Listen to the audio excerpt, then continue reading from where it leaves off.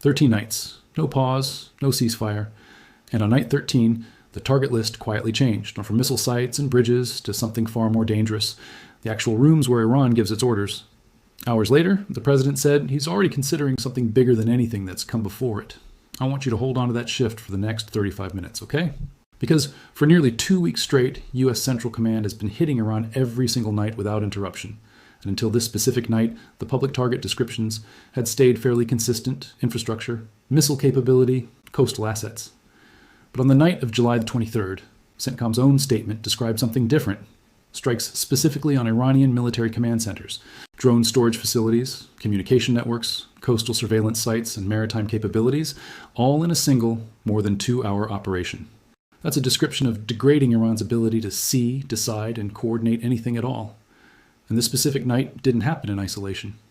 In the same 24-hour window, President Trump told Israel's Channel 12 he was considering what he called a massive attack, larger than the entire original Epic Fury campaign, and said plainly, "I'm close to making a decision. We are fully prepared for it." He added that Israel would join within 2 minutes if asked. On that same day, Iran formally rejected a U.S. ceasefire proposal delivered through Iraq's prime minister, according to the New York Times.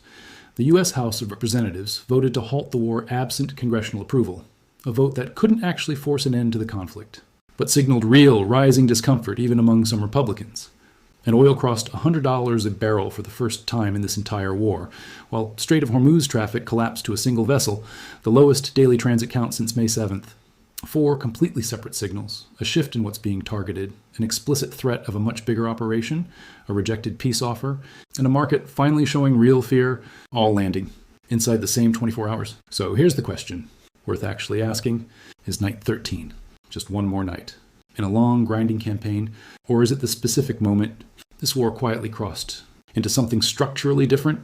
Today, I'm going to walk through 3 competing explanations for what night 13 actually represents, using nothing but on-record CENTCOM statements, Trump's own comments to Israeli media, congressional vote records, and real-time market data.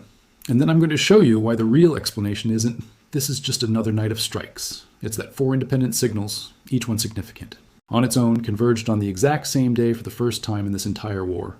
And that convergence is the actual story, more than any single night's target list could ever be by itself. 3 theories, same 24 hours, only one framework explains all of it. Are you ready? Let's go. Before I get into the evidence, you need the 3 theories by name, because if you don't understand the categories, you can't judge the evidence properly, okay? Theory number 1 is the continuation theory. This says exactly what it sounds like. Night 13 is simply the latest installment in an already established nightly bombing campaign, and treating it as some kind of turning point is reading far too much significance into it. What's really happening is routine escalation continuing on its existing trajectory. Theory number 2 is the rhetoric theory. This says the real story here isn't military at all, it's mostly political theater, not actual battlefield change. Trump's comment about a massive attack is simply pressure tactic, language meant to extract concessions at the negotiating table, not a genuine description of an imminent operational military shift. And theory number 3, the decapitation pivot. This says night 13 represents a genuine shift, a specific and dangerous change in strategy, a deliberate move away from just degrading weapons and infrastructure targets toward systematically dismantling Iran's capacity to command and coordinate responses at all levels of control and decision-making. And the timing of everything that happened that same day isn't random or coincidental. It's directly connected to that specific strategic shift in operations. Let's take them one at a time. Now, theory 1, the continuation. I want to be fair to this theory first because, on its face, 13 consecutive nights of strikes is exactly the kind of sustained campaign that could simply keep going without any deeper meaning attached to any specific night within it. Here's the strongest version of the case. This war has already demonstrated a clear pattern of extended multi-week bombing campaigns. Operation Epic Fury itself struck more than 5,000 targets in its first 10 days back in early March, according to CENTCOM's own disclosures at the time, alongside 50 Iranian naval vessels damaged or destroyed. A war already capable of sustaining that intensity for extended periods doesn't necessarily need a turning point to explain 13 consecutive nights of continued strikes that pace and duration is simply consistent with how this conflict has already behaved for months.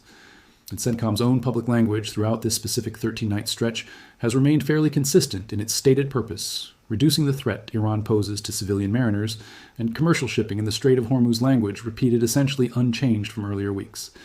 If the underlying justification hasn't changed, the argument goes, then neither has the underlying strategy. It's simply the same mission continuing night after night, until Iran's capacity to threaten shipping is sufficiently degraded. So if you're looking for a simple, unremarkable explanation, this one holds up reasonably well. On its own terms, long wars have long campaigns that part is not unusual. 13 nights isn't inherently more significant than 12 nights, or even 14 consecutive nights in a sustained operation. But here's the problem, and this part really matters. This is the single most important question in this video. So pay close attention to this specific point. If Night 13 were simply a routine continuation of the same ongoing mission, then why did CENTCOM's own target description for that specific night explicitly include military command centers and communication networks as targets, categories that had not been part of the routine descriptions of previous nights' targeting, which stayed mostly focused on infrastructure and coastal maritime-related assets? Think about that distinction very carefully for a moment. A command center and a communications network are not the same category of target as a drone storage facility or even a coastal surveillance post used for monitoring. One category degrades what Iran physically has available. The other category degrades what Iran can actually decide to do with whatever it still has remaining. That is not a subtle or minor rhetorical difference. It is a meaningfully different type of military objective. And its sudden appearance in the official target description on this specific night instead of earlier ones before is exactly the kind of detail a simple continuation theory struggles to fully explain. Theory 2, the rhetoric explanation. This is a reasonable middle position worth taking seriously, first before building the full synthesis of what actually happened here. This theory focuses specifically on Trump's comment about massive attack, larger than epic fury campaign and how it should be understood, and argues that this comment is best understood as pressure, not a literal preview of imminent military action coming. There is real support for reading it exactly that way. Trump explicitly qualified his own comment in that same interview, telling Channel 12 that no final decision had been made and no new military orders had actually been issued, yet phrasing that leaves considerable room for interpretation as leverage instead, rather than a genuine operational military announcement being made. Wartime leaders regularly use this kind of rhetoric for pressure, specifically to influence adversary decisions during ongoing conflict negotiations, to push them back toward the negotiating table again on more favorable strategic terms than previously offered deals, especially in the same news cycle where Iran had already formally rejected a ceasefire proposal delivered through Iraq's prime minister. Under this theory, threatening a bigger, more devastating campaign is simply the natural next move after a rejection occurs, a way of raising the stakes in a visible way to make the previously rejected deal look more attractive. Later, by comparison with potential escalation, without necessarily reflecting any real or immediate shift in actual military planning. On the ground, that is a coherent interpretation, and it fits known patterns because rhetoric as leverage is well documented in wartime negotiations. Leaders often say things designed to shape the other side, calculations and strategic thinking processes, not necessarily things they intend to execute immediately in reality. But this theory runs into a specific problem when you look at what was actually happening on the ground during the same window, not just what was being said about the future. If Trump's comment were purely rhetorical pressure, disconnected from any real operational shift, you wouldn't expect the same night's actual strikes to already be showing a concrete change in target category, from infrastructure toward command and communications infrastructure specifically. Rhetoric about a future massive attack landing on the exact same day as a real documented shift in what's already being struck isn't two unrelated events happening to coincide. It's much more consistent with rhetoric describing something that's already quietly beginning, not something being floated as a pure bluff. The data, what actually happened on night 13 and the nights before. Now let me give you the actual granular timeline because theory without data is just storytelling, and this is where the full pattern becomes visible. Operation Epic Fury began February 28th, and by March 10th, CENTCOM had already confirmed more than 5,000 targets struck, and 50 Iranian vessels damaged or destroyed within the campaign's first 10 days, an extraordinarily intense opening phase. The war moved through its ceasefire and renegotiation period through spring and early summer before renewed hostilities in early July, culminating in the U.S. reimposing a full naval blockade on Iranian ports on July 14th, an event that reignited sustained nightly strikes that have continued without interruption ever since. By July 23rd, that sustained campaign had reached its 13th consecutive night. CENTCOM's own public statement, posted to social media, and released as an official. Press statement from Tampa described the operation directly, strikes lasting more than 2 hours, specifically targeting Iranian military command centers, drone storage facilities, communication networks, coastal surveillance sites, and maritime capabilities, explicitly stated to further diminish the threat Iran poses to civilian mariners and commercial vessels transiting the Strait of Hormuz. CENTCOM added that the international waterway remained open for transit despite recent Iranian attacks, and that commercial vessels continued to navigate the strait with U.S. military support, disclosing separately that more than 50,000 U.S. service members were currently operating across the Middle East region. Iranian state media reported that at least 4 people were killed in the strikes that night, according to Al Jazeera's coverage. In that same 24-hour window, the New York Times reported, citing unnamed Iranian and Iraqi officials, that Iran had rejected a U.S. ceasefire deal presented to Tehran through Iraq's prime minister as an intermediary. Separately, the U.S. House of Representatives voted to halt the Iran were absent congressional approval, though a similar measure failed in the Senate, meaning the vote itself could not compel an actual end to the conflict. But it clearly demonstrated growing discontent, including from some Republicans, over how the war powers were being exercised. Also that same day, President Trump, arriving at Dobbins Air Reserve Base in Georgia, told Israel's Channel 12 that he was moving closer to expanding the American campaign against Iran, describing consideration of a massive attack larger than the original Epic Fury operation, while stressing no final decision had been made and no new military orders had been issued. He said directly, "I'm close to making a decision. We are fully prepared for it," and added that while the United States could act alone, Israel would join within 2 minutes if asked. Earlier that same day, Trump had also indicated he wasn't yet ready to negotiate a new ceasefire, telling reporters after consecutive days of continued airstrikes that Iran, in his words, needed more of the same. And the market reaction that specific day was unlike almost anything documented earlier in this war. Oil prices topped $100 a barrel for the first time during this conflict, according to CNN's live coverage from July 23rd, alongside a separate escalation involving a Houthi attack in the Red Sea. Strait of Hormuz traffic collapsed to just a single vessel transiting on Thursday, the lowest daily count since May 7th, according to Iran International's reporting, as both the United States and Iran escalated military and economic threats simultaneously, and commercial shipping continued avoiding one of the world's most critical energy choke points entirely. Theory 3. The decapitation pivot. Now let me put it all together, because this is where the real explanation lives.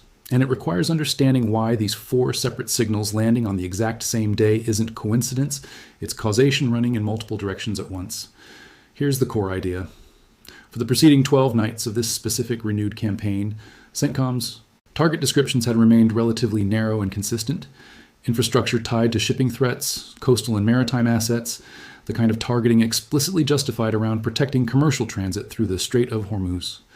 Night 13's explicit inclusion of military command centers and communication networks represents a specific, meaningful widening of that target set, from degrading Iran's physical capability to threaten shipping toward degrading Iran's capacity to command, coordinate, and communicate across its broader military structure. That's not a rhetorical distinction. Military command centers and communication networks are precisely the infrastructure any government needs to organize a coordinated response to anything. Further, strikes, negotiations, internal security, all of it. Targeting that infrastructure specifically signals an operational shift toward constraining Iran's decision-making capacity itself, not just its specific weapons.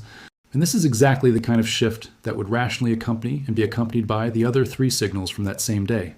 Trump's explicit floating of a massive attack larger than Epic Fury makes far more sense as a genuine signal, not pure bluff, once you see that the same day's actual strikes had already begun moving in that broader, more aggressive direction.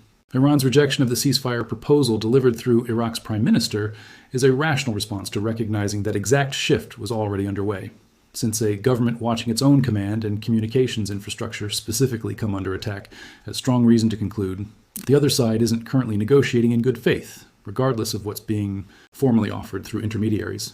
The House vote to halt the war, even though it couldn't legally force an end, reflects genuine rising domestic political alarm at a moment when the war's actual scope was visibly and specifically expanding beyond its previously stated narrower justification. And the market's reaction, oil crossing $100 for the first time, Hormuz traffic collapsing to a single vessel, the lowest since May, is exactly what you'd expect once professional traders who had spent months treating this conflict's periodic escalations as relatively containable noise, as covered in earlier analysis of this exact market, finally concluded that something about this specific moment was different enough to justify real, sustained repricing rather than another brief temporary spike. That's the decapitation pivot.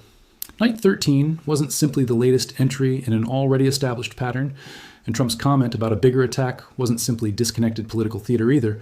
Both were parts of the same underlying shift, a war that had been fighting to degrade specific, discrete Iranian capabilities for months, visibly pivoting toward a broader effort to dismantle Iran's capacity to command and coordinate any response at all, and every other signal from that same 24-hour window, the rejected ceasefire, the congressional vote, the market's genuine fear, lines up as a rational, connected reaction to that same underlying shift rather than four unrelated coincidences happening to land on the same calendar day. 3 things to watch for in the next 30 days. All right, we're almost at the end, and I want to give you 3 specific things to track, because this is how you test a theory like this. You make predictions and see if the evidence matches. Prediction number 1, watch whether future CENTCOM. Target descriptions continue, including command centers and communication networks as a consistent, ongoing category, rather than reverting back to the narrower infrastructure and maritime framing used in the preceding 12 nights. If the decapitation pivot theory holds, expect this broader targeting language to persist and expand in subsequent nightly statements, not disappear as an isolated one-night anomaly. Prediction number 2. Watch whether Trump's massive attack comment translates into an actual confirmed expanded operation within the coming weeks, or whether it quietly fades without any further reference, the way purely rhetorical wartime statements sometimes do. A genuine follow-through, especially one involving the near-instant Israeli participation Trump specifically mentioned, would strongly confirm this wasn't simply pressure tactic language. Prediction number 3. Watch oil prices and Strait of Hormuz traffic over the following weeks. If the market's reaction on July 23rd reflected a genuine, lasting reassessment of this war's danger, rather than a temporary spike, expect oil to remain elevated well above its earlier calmer summer levels, and expect Hormuz traffic to stay suppressed rather than quickly rebounding the way it has after some previous escalations earlier in this conflict. Here's your homework, and I mean this seriously. I want you to go find CENTCOM's actual public statements from several of the preceding 12 nights, and compare their stated target categories word for word against the July 23rd statement specifically naming command centers and communication networks. Then find Trump's actual Channel 12 comments in full. Ask yourself honestly whether that specific combination, a documented shift in targeting language landing on the same day as an explicit threat of a much larger operation, reads like coincidence or like 2 visible symptoms of the exact same underlying decision. If you find something that contradicts what I've laid out today, come argue with me in the comments. I mean that. I'm not asking you to agree with me. I'm asking you to look at the same 24 hours and ask a harder question than, was night 13 a big deal? The question worth asking is this. When a military campaign quietly shifts from degrading what an adversary has toward degrading its ability to decide what to do with what's left, and that shift lands on the exact same day as a rejected peace offer, a congressional revolt, and the first genuine market panic of the entire war, how many more of those signals need to align before it stops being described as just another night, and starts being recognized as the moment the entire trajectory of the war actually changed? Sit with that question. Look at the timeline we covered today, the 12 nights of consistent, narrower targeting, the 13th night's shift toward command and communications infrastructure, the rejected ceasefire, the House vote, Trump's own words about a bigger attack, and oil crossing $100 for the first time. And I think you'll start to notice something the CENTCOM press releases were never built to spell out directly, but revealed anyway. I'll see you in the next one.